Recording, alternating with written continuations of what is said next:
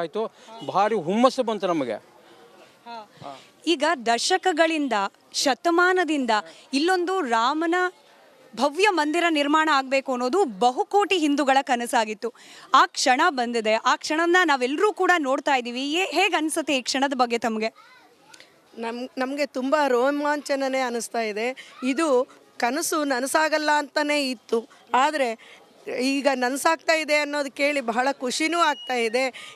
ಹೀಗೆ ನಮ್ಮ ಎಲ್ಲ ಒಂದು ಧಾರ್ಮಿಕ ಕ್ಷೇತ್ರಗಳು ವೃದ್ಧಿಯಾದರೆ ನಮ್ಮ ಭರತ ಭೂಮಿ ಪುಣ್ಯ ಭೂಮಿ, ಈ ಭೂಮಿಯಲ್ಲಿ ಹುಟ್ಟಿರ್ತಕ್ಕಂಥ ನಾವೆಲ್ಲರೂ ಧನ್ಯರು ಅಂತ ಹೇಳ್ತಾ ವಂದನೆಗಳನ್ನು ಅರ್ಪಿಸ್ತೀವಿ. ಈ ಜಾಗ ಏನಿದೆ, ಕನಕ ಭವನವನ್ನು ಸಂಪರ್ಕಿಸುವ ಜಾಗ, ಇಲ್ಲಿ ಕೇಸರಿ ಬಣ್ಣದ ಧ್ವಜಗಳನ್ನು ಕಾಣಲಿಕ್ಕೆ ಸಿಗುತ್ತೆ ಅನ್ನೋದು ಕೂಡ ಕೆಲ ದಿನಗಳ ಹಿಂದೆ ಕಲ್ಪನೆಯ ಮಾತು.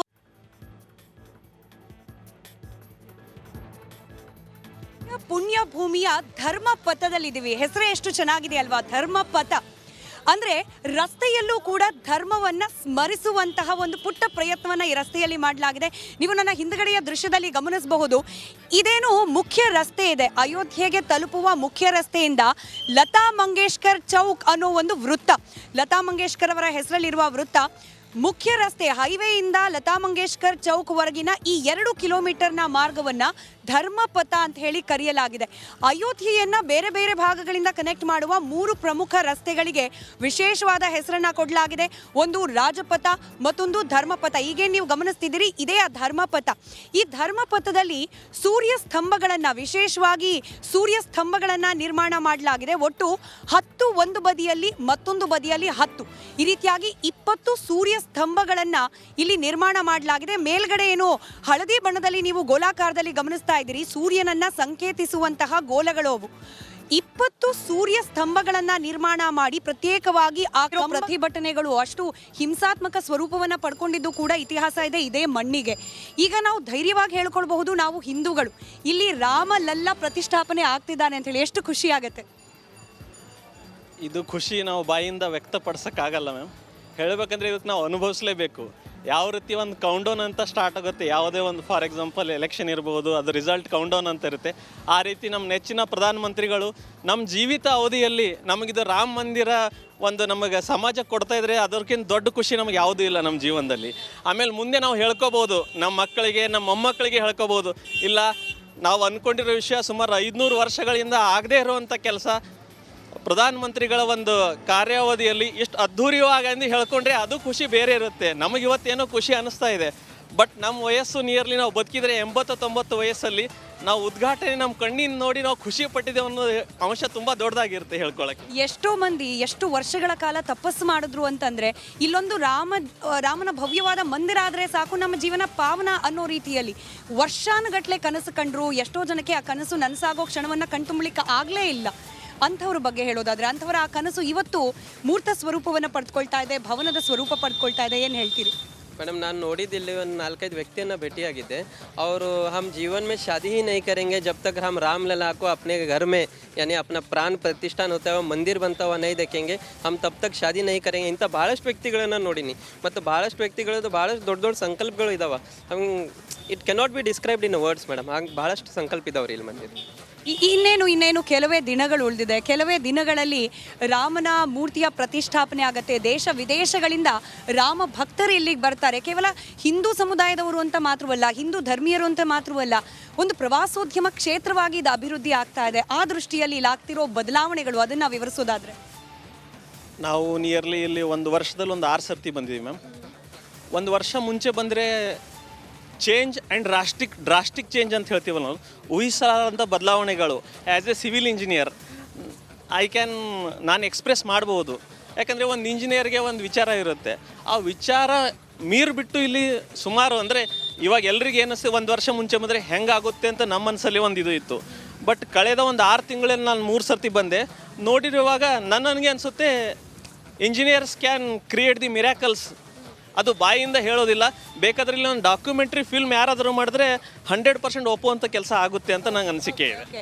ಈಗ ಅನೇಕರು ಹೇಳ್ತಿದ್ದಾರೆ, ಅಂದರೆ ಅರ್ಧಂಬರ್ಧ ಆಗಿದೆ, ಇನ್ನೂ ಕೂಡ ಅಭಿವೃದ್ಧಿ ಕಾರ್ಯಗಳು ಆಗೋದು ಬಾಕಿ ಇದೆ, ಇನ್ನೂ ಕೂಡ ಮಂದಿರ ನಿರ್ಮಾಣ ಕೂಡ ಪೂರ್ತಿ ಇಲ್ಲ, ಆತುರವಾಗಿ ಉದ್ಘಾಟನೆ ಕಾರ್ಯಕ್ರಮ ಆಗ್ತಾ ಇದೆ, ಕ್ರೆಡಿಟ್ ಪಾಲಿಟಿಕ್ಸು ಇತ್ಯಾದಿ ಮಾತುಗಳು. ಏನು ಹೇಳ್ತೀರಿ? ಮೇಡಮ್ ಇದರಲ್ಲಿ ಏನು ಕ್ರೆಡಿಟ್ ಪಾಲಿಟಿಕ್ಸ್ ರೀ? ಹಾಂ, ದೇಶ ಸನಾತನ ಧರ್ಮಕ್ಕೆ ಹೋಗ್ತಾ ಇದೆ, ಇದರಲ್ಲಿ ಏನು ಪಾಲಿಟಿಕ್ಸ್ ಇರುತ್ತೆ? ಇಟ್ಸ್ ನಾಟ್ ಪॉलिटिकल, ಇದು ಪಾಲಿಟಿಕ್ಸ್ ಇಲ್ಲ ಮೇಡಮ್. ಇದು ಕ್ಯಾ ಬೋಲ್ತೆ ये है ना, ದೇಶ ಕೆ ದಿಲ್ ಕು ಲಗಾ ಹುआ ಆಸ್ಥಾ ವಿಷಯ ಇದೆ.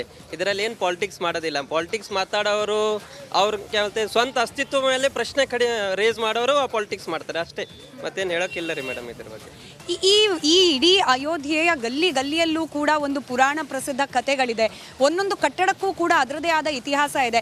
ಇದೆಲ್ಲವೂ ಕೂಡ ಎಲ್ಲೋ ನಶಿಸಿ ಹೋಗ್ತಿದೆಯಾ ಅನ್ನೋ ರೀತಿಯಲ್ಲಿದ್ದಾಗ ಎಲ್ಲದಕ್ಕೂ ಕೂಡ ಪುನರ್ಜೀವನ, ಒಂದು ಕನಕ ಭವನ ಇರಬಹುದು, ಹನುಮನ್ ಗರಿ ಇರಬಹುದು, ಅಥವಾ ಅಲ್ಲಿದ್ದ ಇನ್ನೊಂದು ದಶರಥ್ ಮಹಲ್ ಇರಬಹುದು, ಎಲ್ಲದಕ್ಕೂ ಕೂಡ ಒಂದು ಹೊಸ ಸ್ಪರ್ಶ, ಹೊಸ ರೂಪ ಸಿಗ್ತಾ ಇದೆ. ಹೇಗನ್ಸುತ್ತೆ?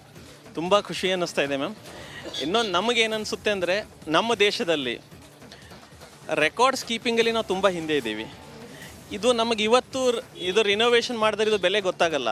ಯಾವಾಗ ಇದ್ರದ್ದು ಒರಿಜಿನೇಟಿಂದ ಮುಂದೆ ಜನ್ರೇಷನ್ ಇದ್ರ ಸ್ಟಡಿ ಮಾಡುತ್ತೆ, ಅಂದರೆ ಇಷ್ಟು ವರ್ಷ ಆದರೂ ಇವತ್ತು ಭಾರತ ದೇಶ ಅದನ್ನು ಕಾಪಾಡ್ಕೊಂಡು ಬಂದಿದೆ ಅಂತಲ್ಲ, ಅದು ತುಂಬ ಖುಷಿ ಆಗುತ್ತೆ. ಆಮೇಲೆ ಇನ್ನು ಕನ್ಸ್ಟ್ರಕ್ಷನ್ ನಾವು ಫಾರ್ ಎಕ್ಸಾಂಪಲ್ ಎಲ್ಲರೂ ಹೇಳ್ತಾರೆ ದುಡ್ಡು ಕೊಟ್ಟರೆ ಏನೇ ಬರುತ್ತೆ ಅಂತ.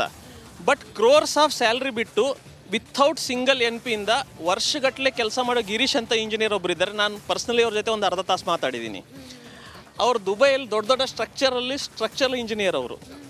ಅವ್ರಿಗೆ ಬಂದು ಭೇಟಿಯಾಗಿರೋ ಒಂದು ಮಾತು ಹೇಳಿದ್ರು, ನನಗಿಲ್ಲಿರುವ ತೃಪ್ತಿ, ನನಗೆ ಕ್ರೋರ್ಸ್ ಆಫ್ ಸ್ಯಾಲ್ರಿ ಕೂಡ ನನಗೆ ತೃಪ್ತಿ ಸಿಗಲಿಲ್ಲ, ಬಟ್ ನಾನು ಸ್ವ ಇಚ್ಛೆಯಿಂದಲೇ 2 ವರ್ಷದಿಂದ ದುಡಿತಾ ಇದ್ದೀನಿ ಅಂತ ಹೇಳಿದ್ರು. ಅದು ಕೇಳಿ ಅನ್ನಿಸ್ತು. ನಾವು ನಮ್ಮ ಜೀವನದಲ್ಲಿ ಸ್ವಲ್ಪ ಜನ ಏನಂತಾರೆ ಆಫ್ಟರ್ 60 ನಮ್ಮ ಜೀವನ ಮುಗಿತಂತಾರೆ. ಬಟ್ ಸಾಮಾಜಿಕ ಕ್ಷೇತ್ರದಲ್ಲಿ ಅವ್ರು ರಿಟೈರ್ಮೆಂಟ್ ಆದಮೇಲೆ ಬಂದಿರೋ ಸೇವೆ ನೋಡಿಬಿಟ್ಟು ಆ್ಯಸ್ ಎ ರೋಲ್ ಮಾಡಲ್, ನಾವು 60 ವರ್ಷ ಆದಮೇಲೆ ನಾವು ಈ ರೀತಿ ಸಮಾಜ ಸಲುವಾಗಿ ಬದುಕಬೇಕು ಅಂತ ಅವ್ರು ನೋಡಿ ನಾನು ಒಂದು ಅಪೇಕ್ಷೆ ಪಟ್ಟಿದ್ದೀನಿ. ನನ್ನ ಜೀವನ ಕೂಡ ಆ ರೀತಿ ನಡೆಸಬೇಕಂತ ಹೇಳ್ತಾ ಇದ್ದೀನಿ. ಸರ್, ಕಡೆದಾಗಿ ಯಾಕೆ ಬರಬೇಕು ಅಯೋಧ್ಯೆಗೆ? ಯಾಕೆ ನಾವು ಹಿಂದೂಗಳು ಅಂತ ಹೇಳ್ಕೊಳ್ಳಿಕ್ಕೆ ಹೆಮ್ಮೆ ಆಗಬೇಕು? ಯಾಕೆ ರಾಮ ಮಂದಿರವನ್ನ ಇಡೀ ಭಾರತದ ಪ್ರತಿಯೊಬ್ಬ ಪ್ರಜೆ ಕೂಡ ಸಂಭ್ರಮಿಸಬೇಕು? ಏನು ಹೇಳ್ತೀರಿ ಮ್ಯಾಮ್? ಒಂದು ದೇಶದ ಒಂದು ಸಂಸ್ಕೃತಿ ಇದ್ದೇ ಇರುತ್ತೆ, ಯಾವುದೇ ಇರಲಿ. ಇವಾಗ ನಾವು ಯಾವ ರೀತಿ ಅಂದರೆ, ಒಂದು ಮನುಷ್ಯ ಅವನಿಗೆಲ್ಲಕ್ಕಿಂತ ಮುಖ್ಯ ಇರೋದು ಪ್ರಾಣ. ಆ ರೀತಿ ನಮ್ಮ ದೇಶದ ಇತಿಹಾಸ ನೀವು ರಾಮಾಯಣ ಓದಿ, ಅದರಲ್ಲಿ ನಮ್ಗೆ ಗೊತ್ತಾಗುತ್ತೆ. ಪ್ರತಿಯೊಂದು ಹೆಜ್ಜೆಯಲ್ಲಿ ಆ್ಯಸ್ ಎ ಒಬ್ಬ ಮನುಷ್ಯ ಜೀವನ ನಡೆಸಬೇಕಾದ್ರೆ ಪ್ರತಿಯೊಂದು ಸಂಗತಿ ಅದರಲ್ಲಿದೆ. ನಾವು ಅದಕ್ಕೆ ತಿಳ್ಕೊಬೇಕಷ್ಟೇ. ನಮ್ಮ ಸಂಸ್ಕೃತಿಯಲ್ಲಿ ಒಂದು ವಿಶೇಷತೆ, ಸರ್ವೇ ಜನ ಸುಖಿನೋ ಭವಂತು. ಎಂದೂ ಸ್ವಾರ್ಥ ಬಗ್ಗೆ ಹೇಳಲ್ಲ. ಇಡೀ ಸಮಾಜ ಒಂದು ಕುಟುಂಬ ಅಂತಲೇ ಇದಾಗುತ್ತೆ. ಆ ರೀತಿ ಇದರಿಂದ ಆದರೂ ಭಾರತ ವಿಶ್ವಗುರು ಆಗೋಕ್ಕೆ ನನಗನ್ಸುತ್ತೆ. ಎಲ್ಲರೂ ಹೇಳ್ತಾರೆ ವಿಶ್ವಗುರು ಬಟ್ ಇದು ಮೊದಲನೇ ಹೆಜ್ಜೆ ಅನಿಸುತ್ತೆ ನನಗೆ. ಇವಾಗ ಜನ ಅವ್ರವ್ರ ವ್ಯಕ್ತಿಗಳ ಪ್ರಕಾರ ತಪ್ಪು ಹುಡುಕ್ಬೋದು, ಇಲ್ಲ ಅಂತ ಹೇಳಲ್ಲ ನಾನು. ಬಟ್ ಇದೇ ಕಾರ್ಯ ಇವರಿಂದ ಸ್ಟಾರ್ಟ್ ಆಗಿದೆ ಅಂದರೆ ಇಟ್ಸ್ ಎ ಇನಿಷಿಯಲ್ ಸ್ಟೇಜ್. ಒಂದು ಕಾರ್ಯ ಆಗಬೇಕಾದ್ರೆ ಒಂದು ಫೌಂಡೇಶನ್ ಅಂತೀವಲ್ವ, ಆ ರೀತಿದು ರಾಮ ಮಂದಿರ ಭಾರತ ವಿಶ್ವಗುರು ಆಗೋಕ್ಕೆ ಇದೊಂದು ಮೊದಲೇ ಫೌಂಡೇಶನ್ ಸ್ಟೆಪ್ ಅಂತ ನನ್ನ ವೈಯಕ್ತಿಕ ಅನಿಸಿಕೆ ತಮ್ಮ ಎದುರುಗಡೆ ಹೇಳ್ತಾ ಇದ್ದೀನಿ. ಕೆಲವೊಬ್ರು ಹೇಳ್ತಾರೆ ತಮ್ಮನ್ನು ತಾವು ವಿಚಾರವಂತರು ಅಂತ ಕರೆಸ್ಕೊಳ್ಳೋರು, ಒಂದು ದೇವಸ್ಥಾನ ನಿರ್ಮಾಣವಾದರೆ ಅಲ್ಲಿ 100 ಜನ ಭಿಕ್ಷುಕರು ಹುಟ್ಕೊಳ್ತಾರೆ ಅಂತ ಹೇಳಿ. ಇಂಥವ್ರಿಗೆ ಏನು ಹೇಳ್ತೀರಿ? ಅದನ್ನು ದೊಡ್ಡ ದೊಡ್ಡ ವೇದಿಕೆಯಲ್ಲೂ ಕೂಡ ಪ್ರಸ್ತಾಪ ಮಾಡ್ತಾರೆ. ಅಂತಂದರೆ ದುಡಿಯೋದನ್ನು ಬಿಟ್ಟು ದೇವರ ಹೆಸರು ಹೇಳ್ಕೊಂಡು ಬೇರೆ ರೀತಿಯ ಮಾರ್ಗಗಳಲ್ಲಿ ದುಡಿಮೆಗೆ ಮಾರ್ಗಗಳನ್ನು ಹುಡ್ಕೊಳ್ತಾರೆ ಅಂತ ಹೇಳಿ ಏನು ಹೇಳ್ತೀರಿ? ಮೇಡಮ್ ಹಾಗೆ ಇಲ್ಲನೇ ಇಲ್ಲ. ಯಾಕೆ ಹೇಳಿ, ಯಾಕೆ ಭಿಕ್ಷುಕ ಹುಟ್ಟುತ್ತಾರೆ ಮೇಡಮ್ ಹೇಳಿ? ಎಷ್ಟು ಮಂದಿಗೆ ಇಲ್ಲಿ ಬಿಸ್ನೆಸ್ ಸಿಕ್ಕಿದೆ. ತಾವು ಬಂದು ನೋಡಿ ಇಲ್ಲಿ ಫಸ್ಟ್ ಬಿಫೋರ್ ಏನಿತ್ತು ಅಯೋಧ್ಯ, ಈಗ ಆಫ್ಟರ್ ನಿರ್ಣಯ ಏನು ಅಯೋಧ್ಯ ಇದೆ, ಇಲ್ಲಿ ಬಂದು ನೋಡಿ ನಿಮಗೆ ಗೊತ್ತಾಗತ್ತೆ. ಸುಮ್ಮನೆ ಅಲ್ಲಿ ಕೂತಿ TV ಮೇಲೆ ಕೂತಿ ಎಲ್ಲಾದರೂ ನಿಂತು ಮಾತಾಡಿದ್ರೆ ಸರಿ ಇಲ್ಲ. ಇಲ್ಲಿ ಬಂದು ನೋಡಿ ಏನಾಗಿದೆ. ಒಂದು ಮನುಷ್ಯ per day 100 rupees income source ಮಾಡ್ತಿದ್ದ ಅವನು. ಇಲ್ಲಿ ಸೈಕಲ್ ರಿಕ್ಷಾ, ಬ್ಯಾಟ್ರಿ ರಿಕ್ಷಾ ನಡೆಸಿದ್ರೆ ಈಗ 1,000 ರೂಪಾಯಿ ಆಸ್ಪಾಸ್ ಬರ್ತಾನೆ. ಕೊಡ್ಬೋದಾ ನೀವು ಬೇರೆಯವ್ರು ಯಾರಾದರೂ? ಅದಕ್ಕೆ ಕೊಡೋಕ್ಕಾಗಲ್ಲ.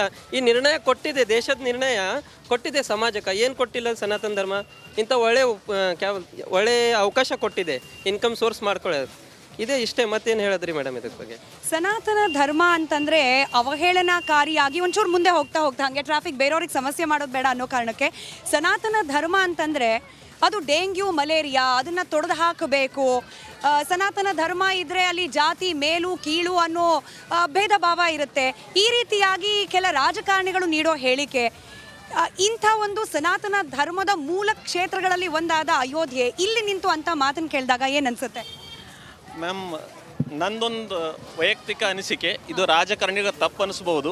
ಧರ್ಮದ ಬಗ್ಗೆ ರಾಜಕಾರಣಿಗಳು ಮಾತಾಡೋದು ಒಂದು ಸೂಕ್ತ ಇಲ್ಲ, ನನ್ನ ವೈಯಕ್ತಿಕ ಅನಿಸಿಕೆ. ಧರ್ಮದ ವಿಷಯ ಬಗ್ಗೆ ಯಾವಾಗಲೂ ಧರ್ಮದ ಗುರುಗಳೇ ಮಾತಾಡಬೇಕು. ರಾಜಕಾರಣಿಗಳು ಮಾಡೋ ವಿಷಯ ಅಂದರೆ ದೇಶ ಅಭಿವೃದ್ಧಿ ಮಾತ್ರ ಚಿಂತನೆ ಆಗಬೇಕು, ಹೊರತು ಧರ್ಮದ ವಿಷಯದಲ್ಲಿ ಇಲ್ಲ. ಇನ್ ಕೇಸ್ ಅವ್ರು ಧರ್ಮದ ವಿಷಯ ಮಾತಾಡಬೇಕಾದ್ರೆ ಅವ್ರು ಚೆನ್ನಾಗನ್ನು ಅಧ್ಯಯನ ಮಾಡಬೇಕು. ಯಾರು ಒಂದು ದಿವ್ಸಕ್ಕೆ ಮಾಸ್ಟರ್ ಆಗಲ್ಲ, ಅಥವಾ ಇನ್ನೊಬ್ಬರು ಹೇಳಿ ಯಾರೋ ಒಂದು ಮಾತಾಡಿದ್ರೆ ಕೇಳಿ ಮಾಸ್ಟರ್ ಆಗಲ್ಲ. ಸ್ವತಃ ಅನುಭವಿಸಿ ಅವ್ರು, ನನಗನ್ಸುತ್ತೆ ಈ ಧರ್ಮ ಅವ್ರು ಚೆನ್ನಾಗಿ ಹೋದರೆ ಆ ಕ್ವಶನ್ ಬರಲ್ಲ. ನೋಡಿ, ನಾವು ಈ ಗಲ್ಲಿಯಲ್ಲಿ ನಡ್ಕೊಂಡು ಹೋಗ್ತಾ ಇದೀವಿ, ಎಷ್ಟು ಖುಷಿ ಆಗತ್ತೆ ಗೊತ್ತಾ. ಒಂದಾನೊಂದು ಕಾಲದಲ್ಲಿ ಶ್ರೀರಾಮಚಂದ್ರ ಆದರ್ಶ ಪುರುಷ, ಮರ್ಯಾದಾ ಪುರುಷೋತ್ತಮ ಇದೇ ಗಲ್ಲಿಯಲ್ಲಿ ನಡೆದಾಡಿರಬಹುದಾ? ಅದನ್ನು ನೆನೆಸ್ಕೊಳ್ಳಿಕ್ಕೂ ಕೂಡ, ಅದನ್ನು ಭಾವಿಸ್ಕೊಳ್ಳಿಕ್ಕೂ ಕೂಡ ಮೈ ರೋಮಾಂಚನವಾಗುವಂತಹ ಸಂಗತಿ. ನಾವೀಗ ಹೋಗ್ತಾ ಇರೋ ದಾರಿ ಕನಕ ಭವನ. ಕನಕ ಭವನಕ್ಕೆ ಅದರದೇ ಆದ ಐತಿಹ್ಯ ಇದೆ, ಅದರದೇ ಆದ ಹಿನ್ನೆಲೆ ಇದೆ. ನೀವೇನು ಗಲ್ಲಿಯಲ್ಲಿ ಈ ದೃಶ್ಯಗಳನ್ನು ಗಮನಿಸ್ತಾ ಇದ್ದೀರಿ, ಬಹಳ ಕಿರಿದಾದ ಗಲ್ಲಿಗಳು. ಇದೆಲ್ಲವೂ ಕೂಡ ರಿನೋವೇಟ್ ಆಗ್ತಾ ಇದೆ. ಕೆಲ ದಿನಗಳಲ್ಲಿ ಆಮೂಲಾಗ್ರ ಬದಲಾವಣೆಯನ್ನು ಇಲ್ಲಿ ಮಾಡುವ ನಿರ್ಧಾರವನ್ನು ಕೈಗೊಳ್ಳಲಾಗಿದೆ. ಯಾವುದೇ ಚೇಂಜಸ್ ಆದರೂ ಕೂಡ, ಯಾವುದೇ ರೀತಿಯ ಬದಲಾವಣೆ ಆದರೂ ಕೂಡ, ಬದಲಾವಣೆಯ ಟ್ರಾನ್ಸಿಷನ್ ಪೀರಿಯಡ್ ಇರುತ್ತಲ್ಲ, ಟ್ರಾನ್ಸಿಷನ್ ಪೀರಿಯಡ್ ಅದರಲ್ಲಿ ಒಂದಷ್ಟು ಗೊಂದಲಗಳು, ಆ ಗೊಂದಲಗಳು ಕೆಲವೇ ದಿನದಲ್ಲಿ ಬಗೆಹರಿಯತ್ತೆ ಅನ್ನೋ ನಿರೀಕ್ಷೆ. ಹಾಗೆ ಸಂಪೂರ್ಣವಾಗಿ ಅಯೋಧ್ಯೆ ಹೊಸ ರೂಪವನ್ನು ಪಡೆದು ತನ್ನ ಹಳೆಯ ಇತಿಹಾಸ, ಪುರಾಣದ ಸೊಬಗನ್ನು ಮೇಳೈಸ್ಕೊಳ್ಳುತ್ತೆ ಅನ್ನೋ ನಿರೀಕ್ಷೆ ಇದೆ. Over to studio.